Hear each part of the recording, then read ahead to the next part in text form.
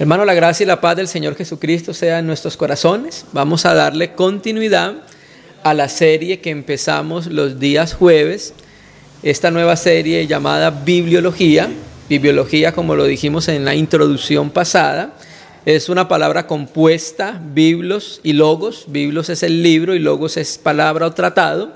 Traduciendo con esto entonces, tratado acerca de la Biblia. En la primera reunión, que fue hace 8 días, consideramos la evidencia interna que la misma Biblia da, presentándose ella como la palabra de Dios. La bibliología hace parte de la rama de la teología. Naturalmente, que por causa de lo que representa la bibliología, la podíamos introducir también en la rama de la apología. ¿Por qué? Porque por medio de esta serie, por medio del estudio de la bibliología, vamos a conocer nosotros todo lo relacionado con la formación del libro. Y por medio de eso, entonces, podemos presentar defensa y mostrar que efectivamente lo que tenemos nosotros es la palabra de Dios, ¿sí? Pero regularmente este área pertenece más que todo a esa teología sistemática, ¿sí? Entonces vimos que la bibliología es el tratado acerca de la Biblia. Es el estudio concerniente al conocimiento general del contenido de la Biblia, ¿cierto? Su inspiración, su unidad, su interpretación, su credibilidad, su autoridad, su inerrancia, su autoridad divina y su canon. Eso es lo que trata la bibliología, todo esto, para mostrarnos nuestra regla de fe y conducta. Vimos nosotros entonces que Lewis Sperry Chafer, en su libro de Teología Sistemática, él decía que para que un estudiante de la Biblia pueda presentar doctrinas bíblicas, lo primero que debe establecer es la autoridad divina de la Biblia. Primero entender y ver que ella es la palabra de Dios, inerrante, inefable, inspirada por Dios, y después de ahí entonces empieza a desprenderse las doctrinas vitales de la palabra del Señor. Estuvimos viendo también en la reunión pasada 2 palabras importantes. Leímos primero el Salmo 19, donde mostramos que la ley de Yahvé es perfecta. Después miramos estas 2 palabras en 2 Timoteo 3:16, donde nos decía que toda la escritura era theoneustas, soplada por Dios. Esa es la traducción correcta.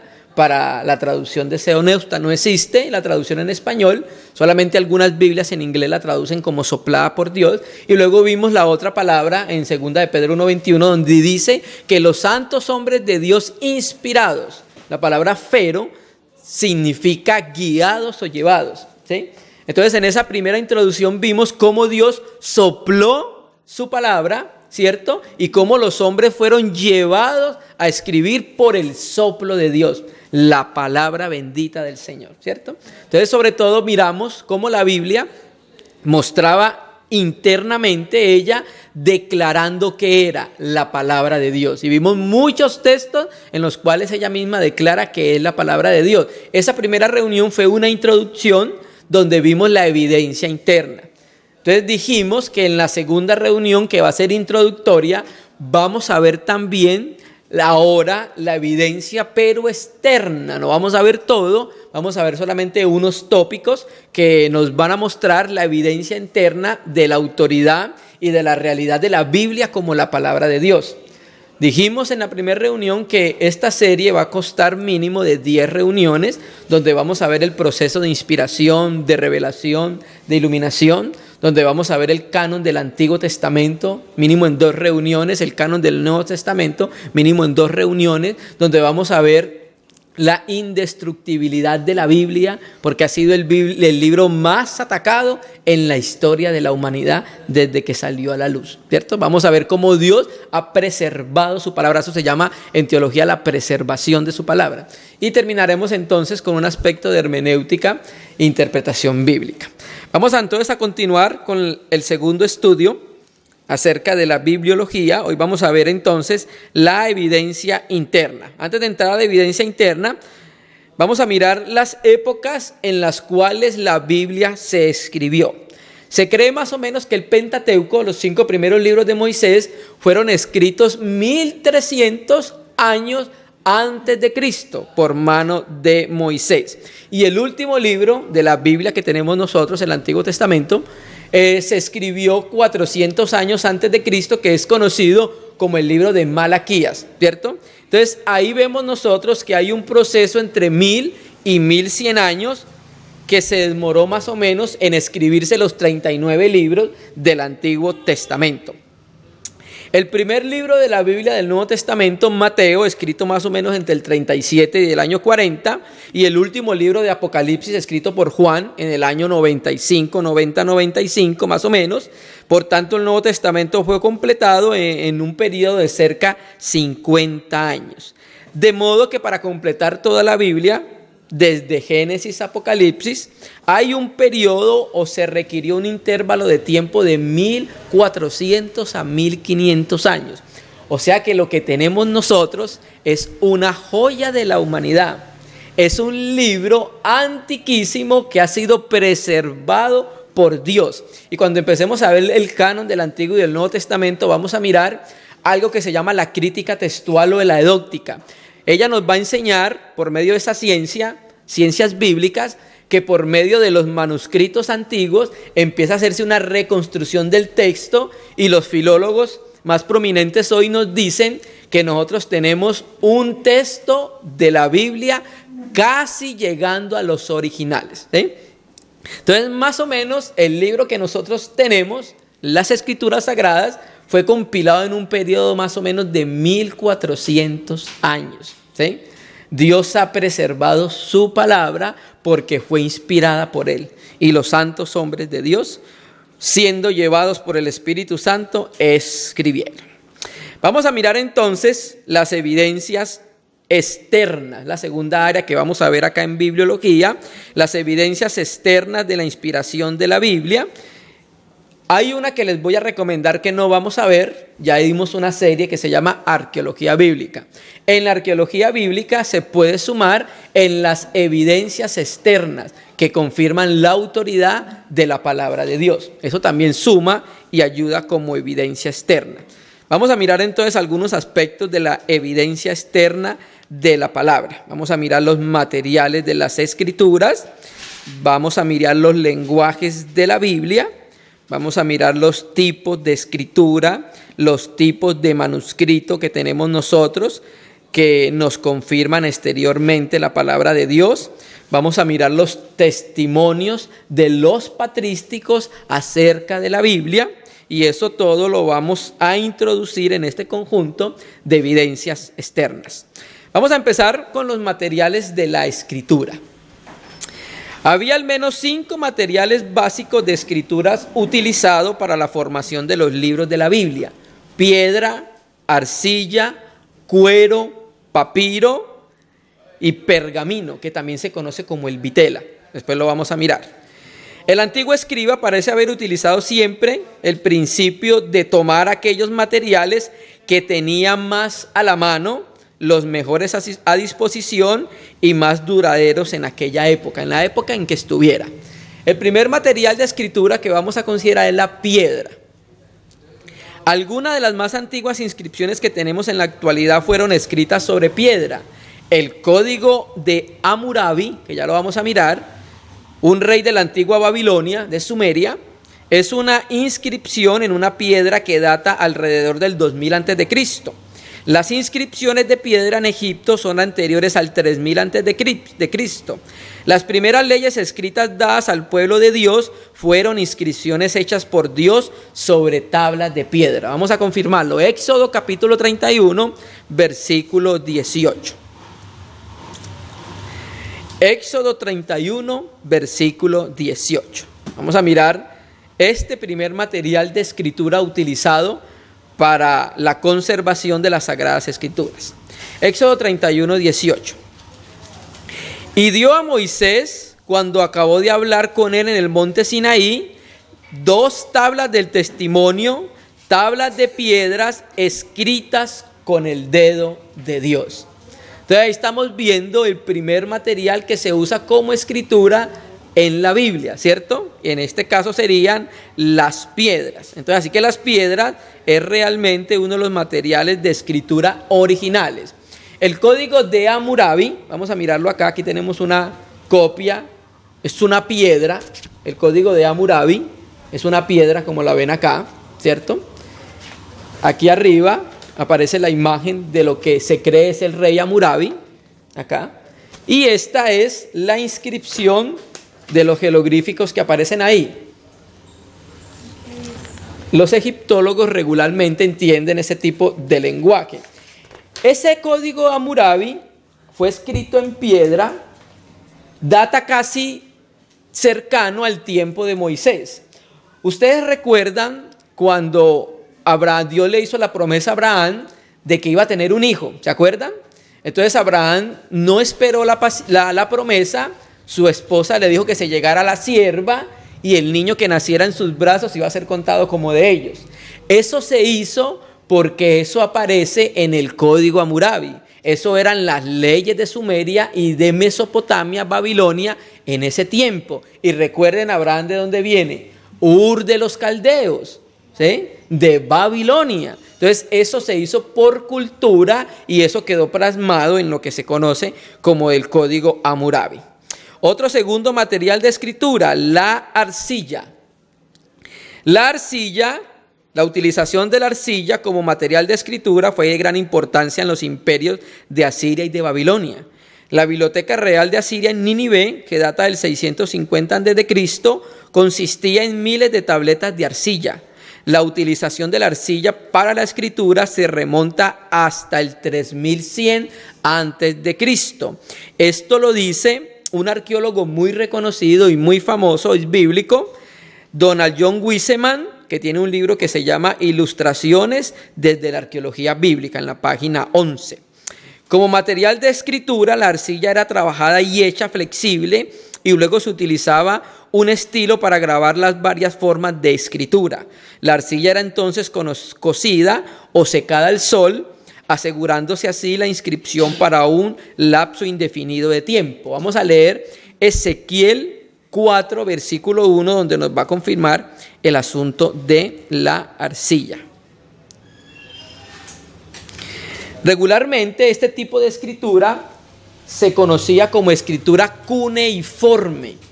Era donde cogían la arcilla, la mojaban, escribían los jeroglíficos, los pictográficos y luego las colocaban al sol o las colocaban en el horno.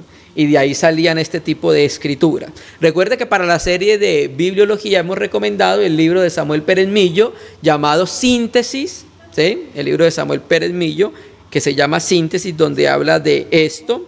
El libro de Lewis Sperry Chafer, Teología Sistemática, donde tiene un capítulo que habla acerca de la bibliología. Son libros que vale la pena estudiarlos para este tema. El libro del hermano Gino que se llama Sílabos de Bibliología y cómo nos llegó la Biblia. Ezequiel 4, versículo 1. Voy a leerlo de Reina y Valera 2006. Y tú, hijo de hombre, toma una tableta de arcilla y ponla delante de ti y graba o diseña sobre ella una ciudad, Jerusalén. Naturalmente que Reina y Valera, donde dice tableta de arcilla, dice adobe, pero adobe es un término nuevo para nosotros, en ese tiempo no se conocía. Lo que en realidad dijo fue como traduce la Biblia Reina y Valera actualizada, una tableta de arcilla. La escribía, se colocaba al sol o se cosía, y ahí tenía que escribir Ezequiel entonces las palabras de Dios. Miremos unas imágenes de lo que era la arcilla en ese tiempo. Eso es un descubrimiento arqueológico donde muestran inscripciones en arcilla. Este es otro también. Son pura escritura cuneiforme, porque regularmente eran los asirios y los babilonios los que eran encargados de hacer este tipo de escritura. Otro tipo de material. Vamos a pasar al cuero. Tercer tipo de material en el cual se escribieron las escrituras. Recuerden que estamos viendo ahora las evidencias internas. El cuero era un material más avanzado para la escritura, aunque su uso data de fecha temprana. S. Richardson escribió: la utilización de pieles preparadas para la escritura de piel fue temprano y general, remontándose al menos a la cuarta dinastía de Egipto. Los anales de Thutmose II en Palestina fueron escritos en rollos de cuero. William Lazor dice que el cuero fue ciertamente utilizado como material para la escritura desde el siglo XX a.C. hasta el tiempo de la invención de la imprenta mediante tipos móviles. Miller data su origen alrededor del 2900 y 2750 a.C. Los judíos utilizaban el cuero principalmente como material de escritura para la transmisión del Antiguo Testamento. Es probable que Moisés inscribiera las primeras tablas de la ley de Dios sobre hojas de cuero. Tenemos que decir, en relación con Moisés, que aunque escribió sobre piel de cuero, el libro de Génesis fue redactado no por Moisés, sino que lo que hizo Moisés fue que tomó historias y juntó todas las historias y luego hizo y compiló lo que se llama el libro de Génesis.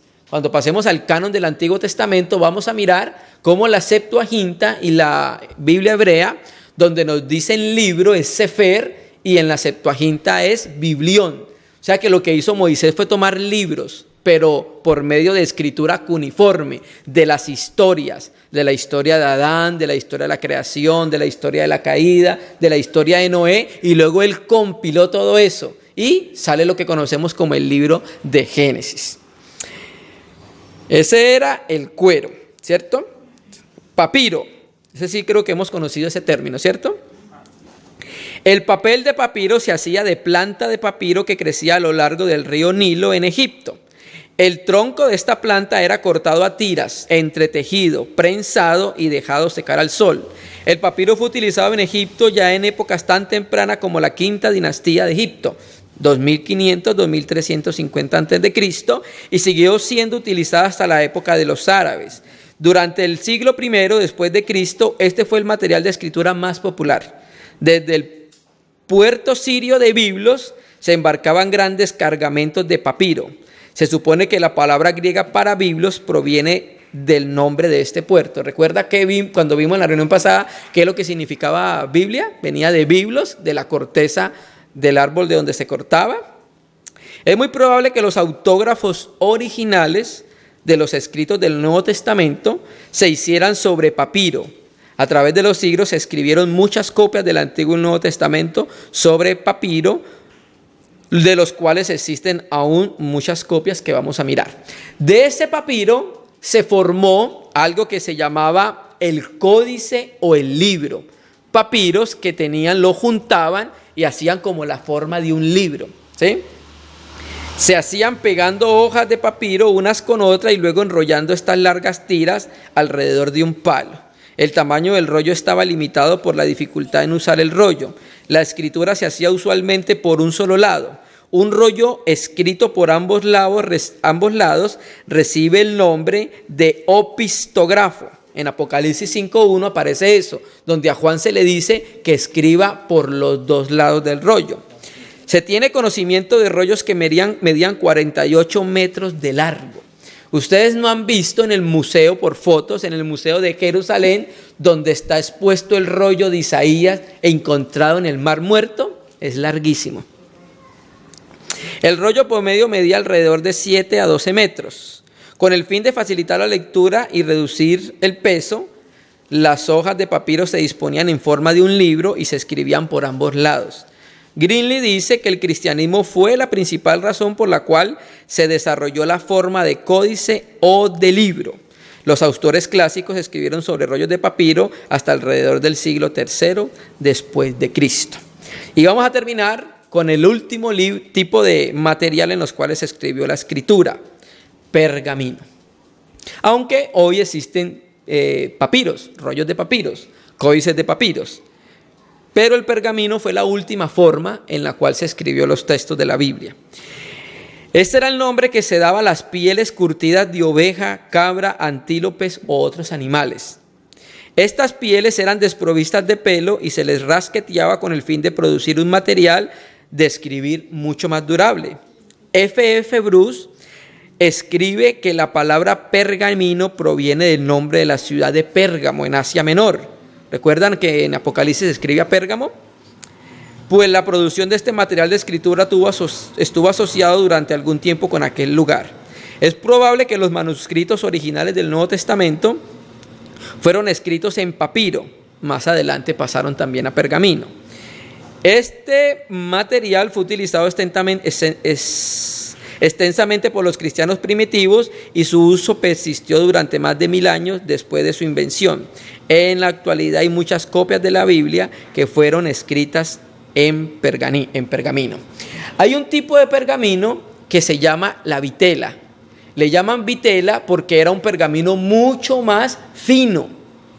Era mucho más fino y hacía que lo que se plasmara en ello durara mucho tiempo más. Y era sobre todo de antílope. Naturalmente era más caro, ¿cierto?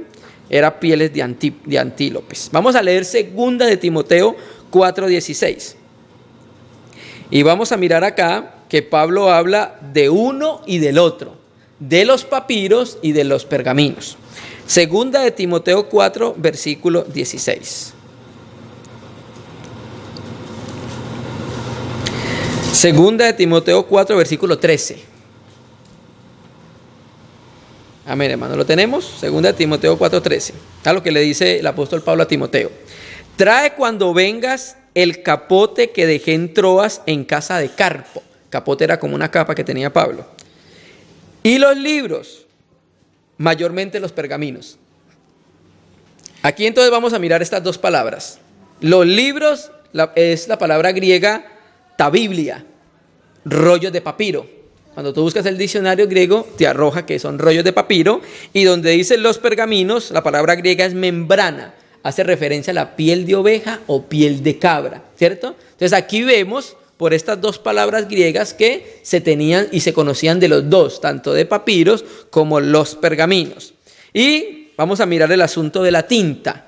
Segunda de Juan 1:12. Regularmente el material, lo que se utilizaba para escribir era una pluma de oca. La oca es un ave que es de la familia de los gansos. Era regularmente esa pluma que se utilizaba para escribir. Segunda de Juan, capítulo 1, versículo 12. Antes de Apocalipsis viene la epístola única de Judas, y ahí vienen las primera, segunda y tercera de Juan. Segunda de Juan, capítulo 1, verso 12. Mira lo que le dice el apóstol Juan. Tengo muchas cosas que escribiros, pero no he querido hacerlo por medio de papel y tinta. La palabra griega para tinta es melanos y es un adjetivo para negro.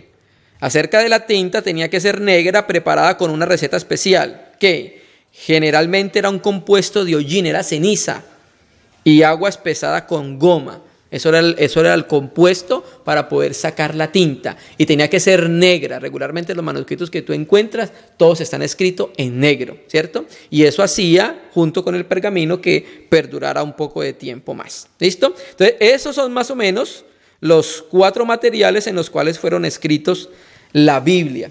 Ahí también en la Biblia habla algunos aspectos de la madera, pero la madera no es muy perdurable, ¿cierto?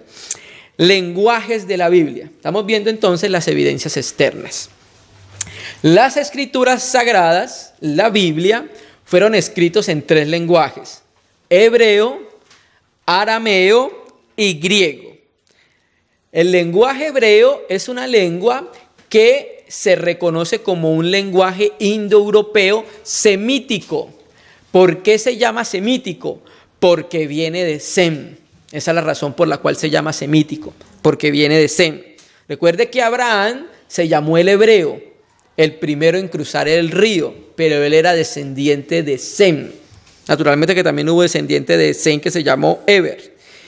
Y la lengua semítica fue una lengua prediluviana. Recuerde que hubo un solo lenguaje hasta el tiempo de Babel, ¿cierto? Hasta el tiempo de Babel, Génesis 11, la Biblia dice que toda la tierra hablaba un mismo lenguaje, ¿cierto? Entonces, este lenguaje, Sem tenía un lenguaje, y de ese lenguaje es que se deriva el lenguaje hebreo. El hebreo es una lengua muy estrechamente relacionada con las lenguas como el arameo, el acadio y el árabe. Se escribe, estas lenguas indoeuropeas se escriben siempre de derecha a izquierda. Nosotros, el español, escribimos de izquierda a derecha, pero lo que es el árabe y lo que es el hebreo se escriben de izquierda a derecha. Otro segundo lenguaje de la Biblia fue el arameo, aunque las porciones de arameo no son muy extensas en la Biblia. También hay trozos de la Biblia, extensiones de la Biblia escritas en arameo. También es una lengua indoeuropea. Como se ha dicho anteriormente, el arameo estaba estrechamente relacionado con el hebreo. Se cree que el arameo vino a ser la lengua de Israel después del cautiverio babilónico. Cuando Israel fue llevado cautivo a Babilonia, ellos aprendieron la lengua babilonia, el caldeo, el arameo. Y es de ahí que salen lo que se conocen como las paráfrasis del Antiguo Testamento, los targumes o el targum. El targum son una especie de paráfrasis o explicaciones del Antiguo Testamento. Entonces los hebreos aprendieron la lengua aramea estando en el cautiverio. Eso lo dice Miller en Introducción General de la Biblia. El arameo empezó a utilizarse en Palestina cuando los primeros cautivos del exilio babilónico volvieron a la tierra de Israel. Muchos de los cautivos habían nacido en el cautiverio y así crecieron conociendo el arameo, lenguaje de sus conquistadores. Algunas secciones del Antiguo Testamento fueron escritas originalmente en arameo. Apunte cuáles son. Jeremías 10:11, ese versículo está en arameo. Daniel capítulo 2 del versículo 4 al capítulo 7 versículo 28. Daniel capítulo 2 del versículo 4 al capítulo 7 versículo 28. Todo ese texto es en arameo. Incluso cuando tú miras la Biblia textual, vas a mirar que la traducción que hace la Sociedad Bíblica Iberoamericana, que son los que traducen la Biblia textual, donde aparece Yahvé o Yahweh, ellos ponen Il-Haya, que es la traducción aramea del Tetragramatón. Esdras 4, versículo 8 a Esdras 6, versículo 18. Esdras 7, versículo 12 a Esdras 7, versículo 26. Estas partes son las partes en las cuales están escritas en arameo en el Antiguo Testamento. Hay palabras en el Nuevo Testamento que también las dejaron en su forma aramea. Por ejemplo, éfata. Esa palabra éfata que dice el Señor, niña, levántate, es una palabra aramea. El Nuevo Testamento fue escrito en griego, pero el escritor Marcos dejó esa palabra en arameo. Otra palabra que es en arameo en el Nuevo Testamento es talita cumi. Esa palabra también es aramea. Otra palabra aramea, la de Marcos, Eloí, Eloí, lama sabactani, en arameo. Porque Mateo la trae de hebreo, Elí, Elí. Marcos la trae del arameo, Eloí, Eloí. Y otra palabra que es muy conocida por todos nosotros, la cual es Abba. Abba es una palabra aramea, ¿cierto? Que traduce padre, ¿sí? Que está en Marcos, en Romanos y en Gálatas. También se escribe de izquierda a derecha. Es una lengua semítica e indoeuropea. Y el tercer tipo de lenguaje en el cual fue escrito en las escrituras sagradas es el griego. El griego viene del helénico.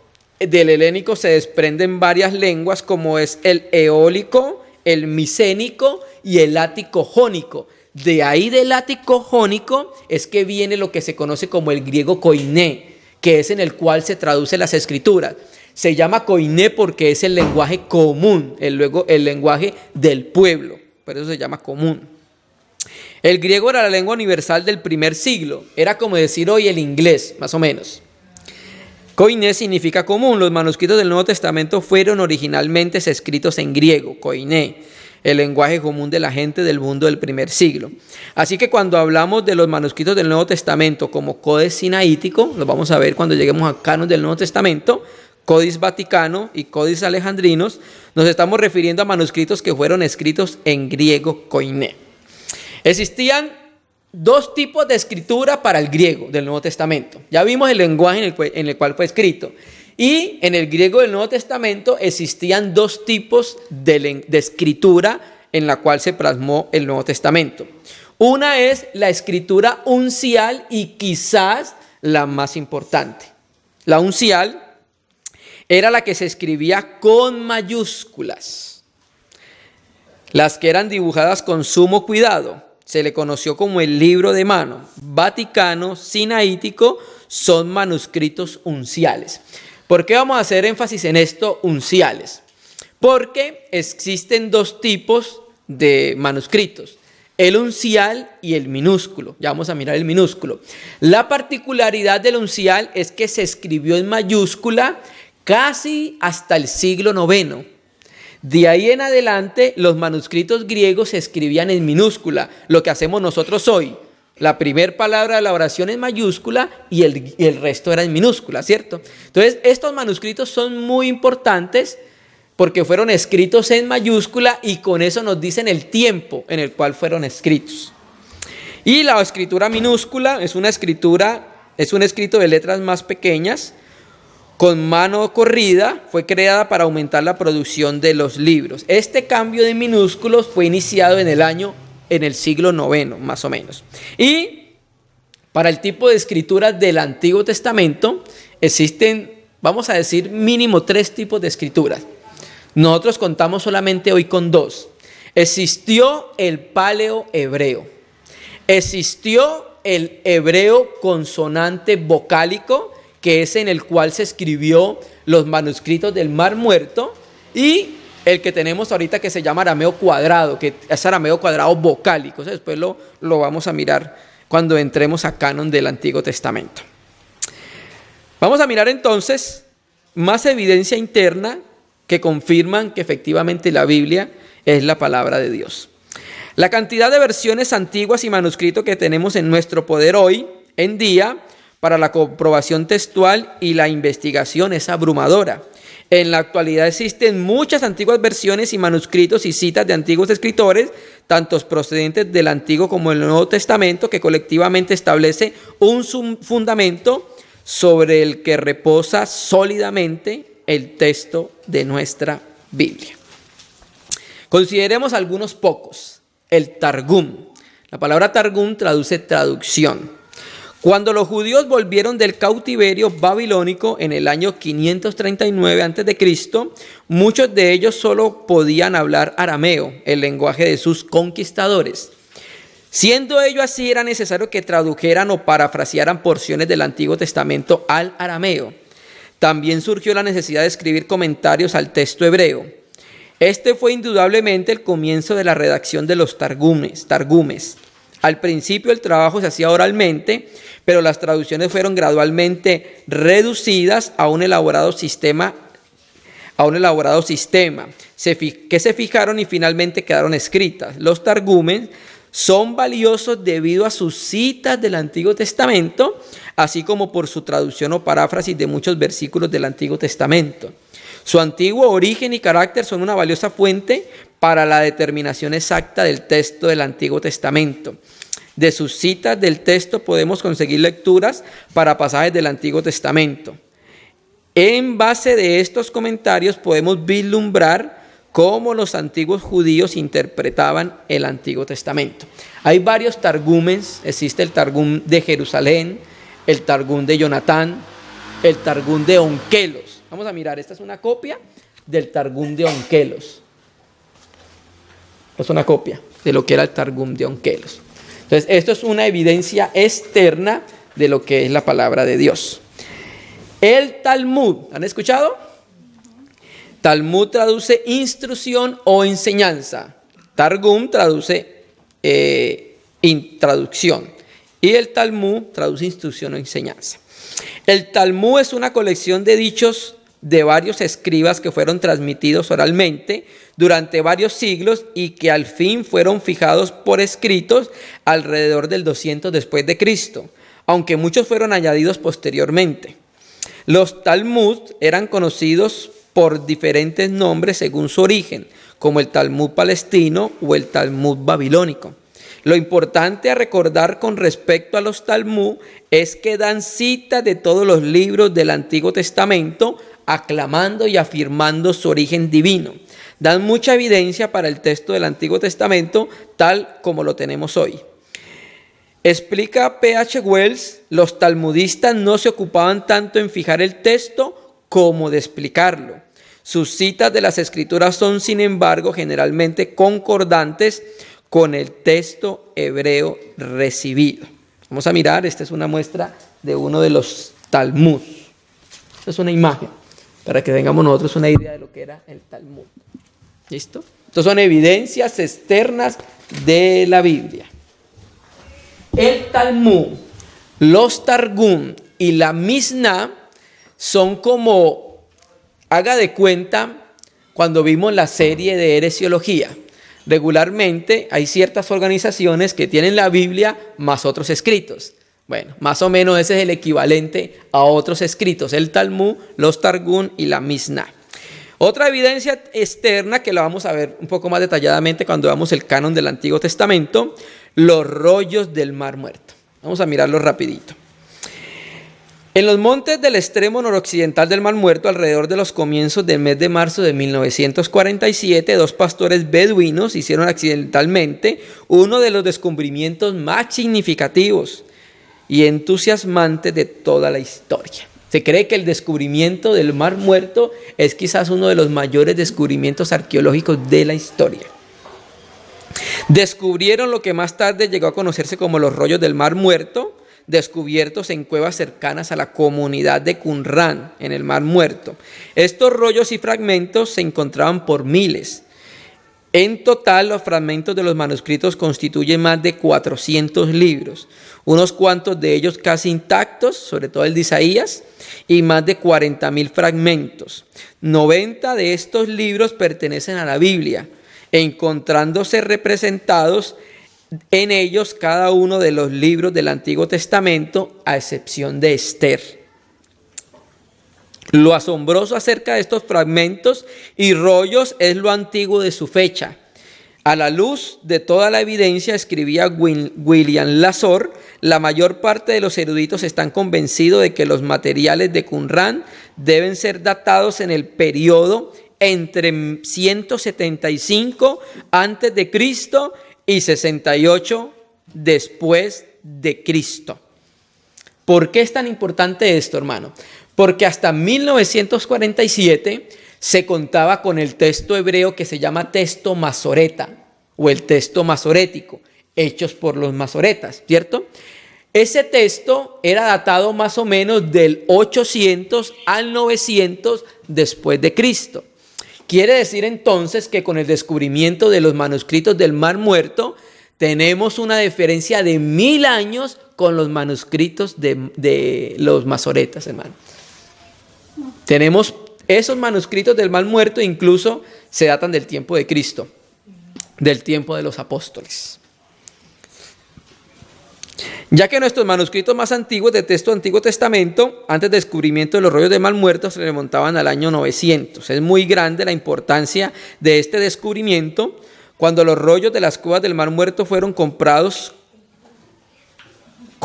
con los siglos IX y X, solo se constataron diferencias mínimas. Ello da testimonio de la exactitud con la que se ha copiado la Biblia. Entonces quiere decir que nosotros tenemos muy buena traducción. Tenemos muy buenos manuscritos. Dios mediante, vamos a mirar la manera como los traductores y los compiladores de la Biblia eran muy juiciosos para hacer cada copia del manuscrito. Tenían que lavarse sus manos, tenían que contar las líneas de cada renglón. Si faltaba una línea o se hacía una más, se perdía el manuscrito, se volvía a empezar. Miremos unas imágenes de los manuscritos del Mar Muerto.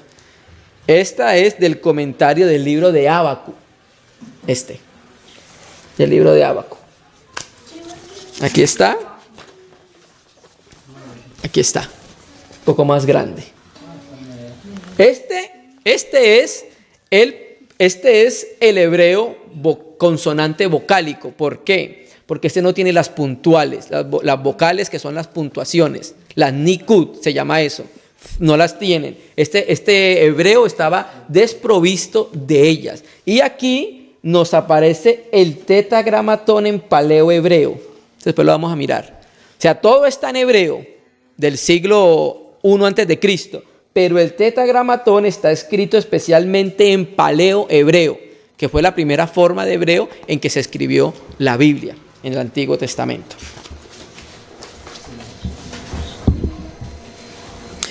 Otra evidencia externa que confirma la palabra de Dios: Septuaginta, que vamos a mirar una reunión donde vamos a ver Septuaginta, libros apócrifos y deuterocanónicos. La Septuaginta es una de las ayudas de mayor valor que tenemos en el campo de la crítica textual. Fue la primera traducción completa del Antiguo Testamento en otro idioma. O sea que la Septuaginta lo que es en realidad es una traducción, y la primera traducción de la Biblia hebrea. Esta traducción del hebreo al griego fue iniciada alrededor del 280 antes de Cristo con la traducción del Pentateuco por 70 personas en Alejandría, en Egipto. Vamos a leer después, cuando miremos Septuaginta, la legendaria carta de Aristeas, que ahí es donde se habla la manera cómo se mandó a traducir la Septuaginta. El resto del Antiguo Testamento fue traducido a lo largo de los siguientes 100 años. Es comúnmente denotada con los números romanos LXX, 70, indicando los 70 hombres que la tradujeron. La palabra Septuaginta es un término latino que significa 70. Hay algunos hechos muy interesantes que rodean a la Septuaginta y que tenemos que recordar. Esta era la versión utilizada por los judíos en la época de Cristo, los de habla griega, y fue un importante factor para preparar al hombre para la venida del Redentor. Los más antiguos fragmentos que tenemos de la Septuaginta en la actualidad se remontan alrededor del 150 antes de Cristo. Así que tenemos una traducción de porciones del Antiguo Testamento que se remonta a unos pocos 100 años del cierre del canon del Antiguo Testamento. Esta es una imagen de la Septuaginta, un fragmento. Esto acá es una regla para mirar el tamaño que tenían los fragmentos. Este es un fragmento de la Septuaginta. Esta es griego, ¿sí? Fue escrita en griego.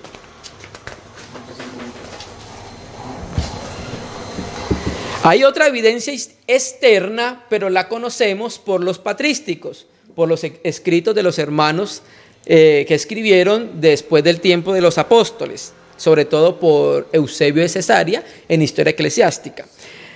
Hay una evidencia externa que se llama la Exapla. La Exapla contenía una traducción del Antiguo Testamento efectuada por Orígenes, que fue uno de los mayores biblistas en su tiempo, hermano. Además de otras 5 traducciones dispuestas en 6 columnas. O sea, tenía 6 columnas donde tenía una traducción del griego, del hebreo, del griego de Aquila, así sucesivamente, 6 columnas. La distribución era el texto hebreo corriente, una transliteración del texto hebreo, las traducciones de Aquila del año 128 después de Cristo, que es en griego, la traducción de Símaco en el 200 después de Cristo, que es en griego, y la de Teodosión en 180 después de Cristo, que es en griego. Incluía también la Septuaginta.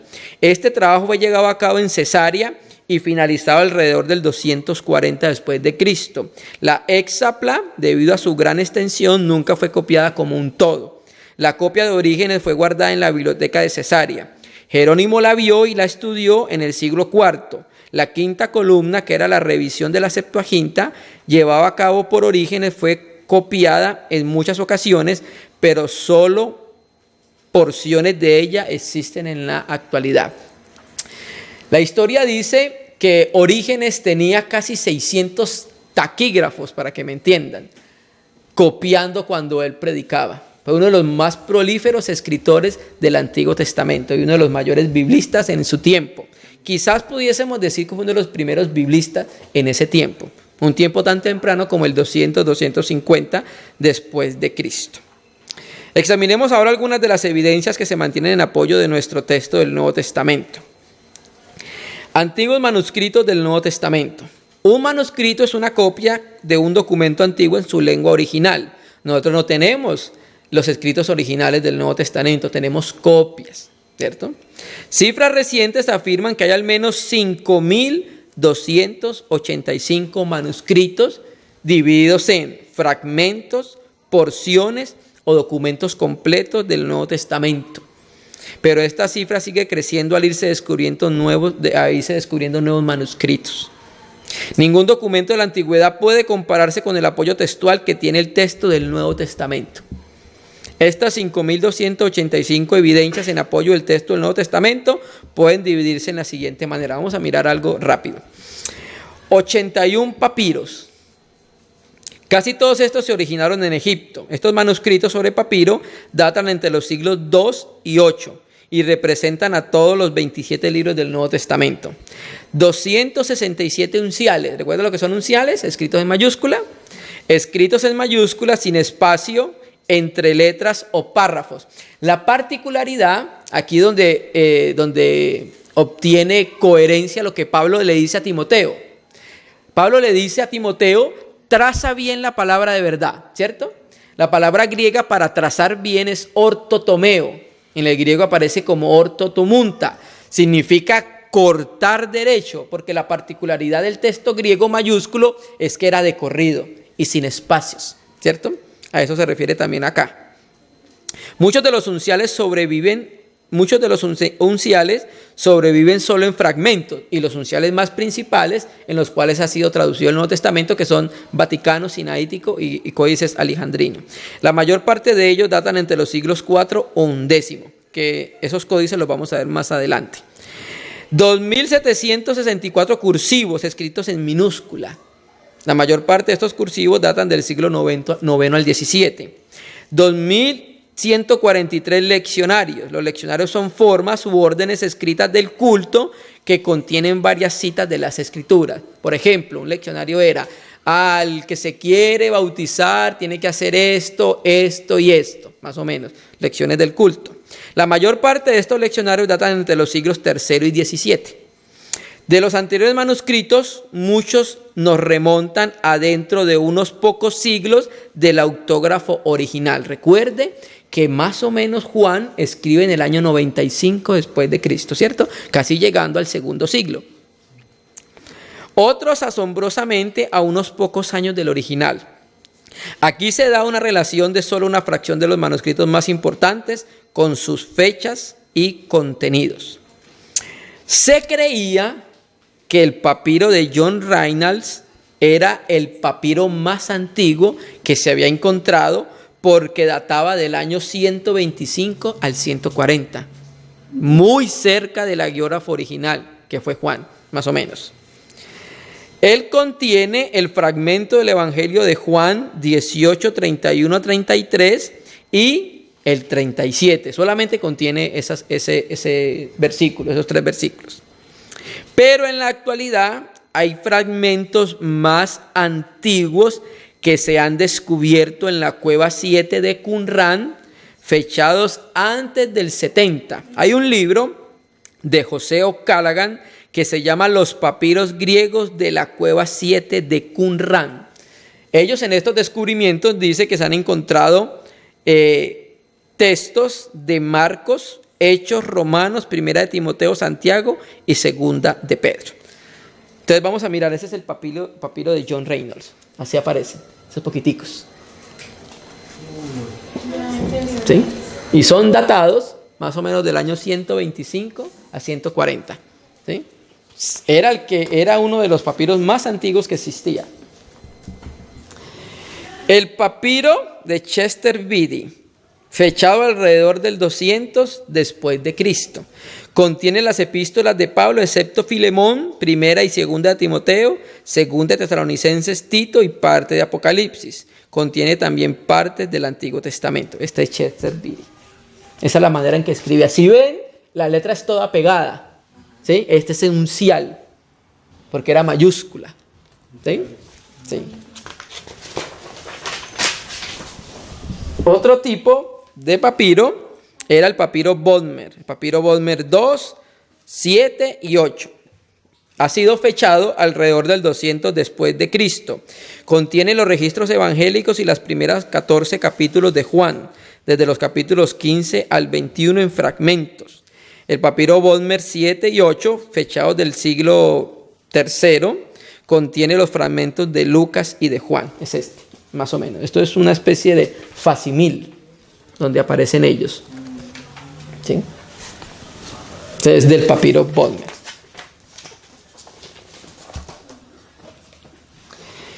Lo anterior nos da una idea de los manuscritos básicos con los que tiene que ver el crítico textual. No miramos los más importantes, que son vaticanos, sinaíticos y alejandrinos, que lo vamos a ver cuando veamos canon del Nuevo Testamento.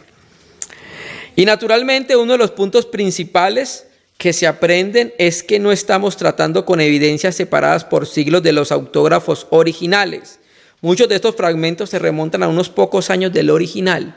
Un hermano dice que los papiros que tenemos nosotros, los pergaminos, huelen a apóstol por la cercanía que tiene. E incluso si no tenemos unos manuscritos completos que se remontan a una fecha tan cercana a la de los autógrafos originales, si no los tenemos porciones que podemos comparar para determinar la exactitud. Eso es lo que hace la crítica textual, reconstruir el texto por medio de los manuscritos más antiguos y por medio de los registros históricos que se hay. Podemos comparar estas partes antiguas con manuscritos de un origen posterior para determinar la fidelidad con que fue copiado el texto. Quiero leer un comentario, ya terminando, de Archibald Robertson, que es uno de los más famosos eruditos del griego del Nuevo Testamento, y tiene una obra muy completa de la gramática del Nuevo Testamento, donde él hace esta anotación. Existen unos 8.000 manuscritos de la Vulgata latina y cuando menos 1.000 de las otras versiones primitivas. Añádese a esto más de 4.000, aunque Bruce Meyer dice que tenemos 5.000 manuscritos griegos y tenemos 13.000 copias manuscritas de porciones del Nuevo Testamento. Además de todo esto, gran parte del Nuevo Testamento puede reproducirse a partir de las citas primitivas de los escritores cristianos. Bruce Meyer dice que de los aproximadamente 5.000 manuscritos griegos, contienen todo o parte del Nuevo Testamento. Y F.F. Bruce nos dice que no existe un cuerpo de literatura antigua en el mundo que goce de tal riqueza tan buena, de buena atestación textual, como el texto griego del Nuevo Testamento. Nosotros estamos ante un fenómeno que tú no encuentras en ningún escrito de las culturas antiguas, ¿sí?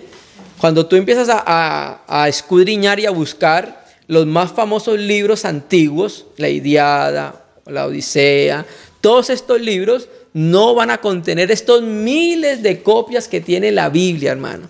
Es un fenómeno la Biblia. Y terminemos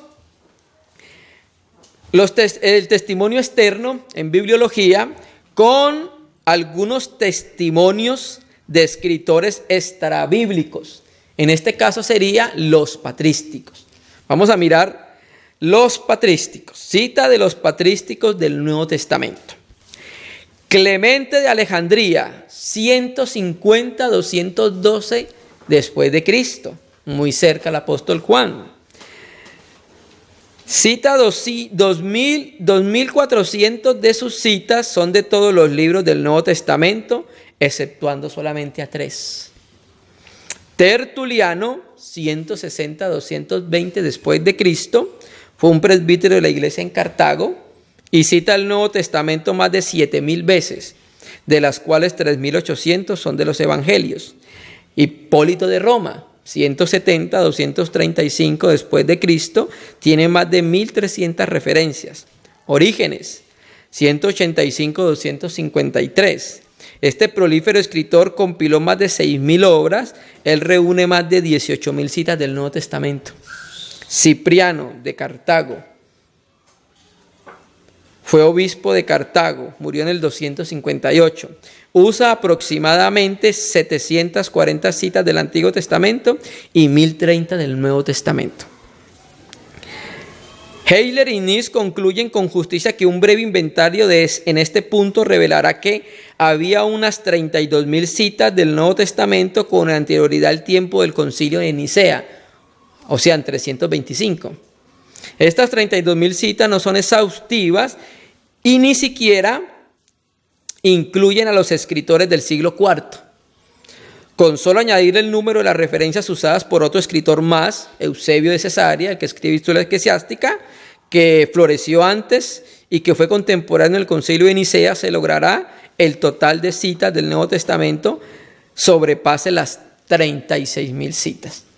Entonces, con las citas de los patrísticos se puede reconstruir casi todo el Nuevo Testamento.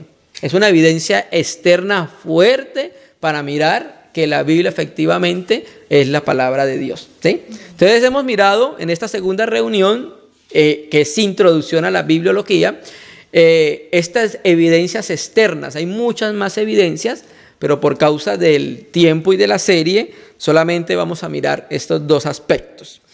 Terminemos con una última prueba de la evidencia externa. Aquí a los matemáticos, ahorita vamos a dar la fórmula matemática. La profecía. La profecía es el cumplimiento de la profecía es una fuerte evidencia de que la Biblia es la palabra de Dios. Vamos a leer el libro de sílabos de bibliología. La profecía es la evidencia principal en apoyo a la inspiración de la Biblia. El Antiguo Testamento contiene más de 300 profecías acerca de Jesús. Todas estas profecías se cumplieron. Peter Storm calculó matemáticamente que la probabilidad de que un hombre cumpliera la profecía de Miqueas 5:2 acerca del hecho de que Jesús naciera en Belén de Judá en relación con las otras profecías acerca de su vida sería 1 en 2.8 por 10 elevada a la 5. Esa es la primera. Stoner calculó que la probabilidad de que se cumplieran todas las profecías acerca de Jesús justo en el momento adecuado en la historia sería de 1 en 1.7 por 10 elevada a las 245, lo cual es un número fantásticamente grande. Eso lo pueden saber los matemáticos que están acá, ¿cierto? Entonces miramos que la profecía también es una evidencia interna que confirma que la Biblia es la palabra de Dios. Más de 300 profecías de Jesús cumplidas, ¿cierto? Y más profecías cumplidas en los otros textos de la Biblia. Definitivamente estamos ante un libro completamente diferente, que no pudiese haberse escrito por un hombre si quisiese, porque no podía escribirlo. La armonía interna de la Biblia es maravillosa, ¿cierto? Y cada vez esto nos confirma que nosotros estamos ante un libro confiable, ante un libro que dice ser lo que es, la palabra de Dios, soplado por Dios y llevado por Dios, hermano. Amén. Entonces, con esto concluiremos el segundo estudio de bibliología. Dios mediante, entonces, en la próxima reunión estaríamos considerando lo que es el proceso de iluminación, de revelación de las Escrituras, hermano. Amén. Vamos entonces a orar al Señor y vamos a darle gracias por este tiempo que pudimos compartir. Toda gloria.